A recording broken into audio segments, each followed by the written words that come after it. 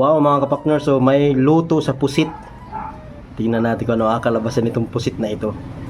Magpiplex si chef ng luto sa pusit. Lalagyan daw ng itlog yung loob, tapos lagyan ng toothpick. Tapos saka mo gagayahin. Ay, anong purpose ng itlog na yun? Tapos babanlawan mo. Ito ay breading mix. Parang crispy fry. Tapos ano yun? Crispy fry nga yung pusit.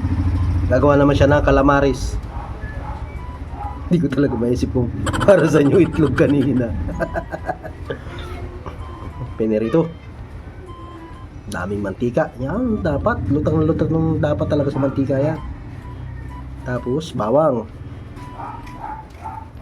Bawang, ketchup. Sili, madami.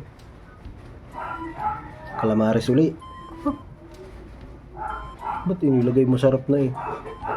Gusto niya sarsadong calamaris. Tapos repolyo.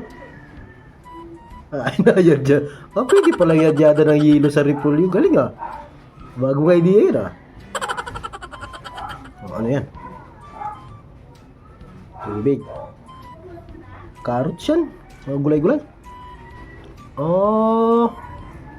Ay parang ukoy yung style. Style dyan ng may hipon, may pusit. Parang masarap na ulam din. Style omelette. Galing. May hot sauce.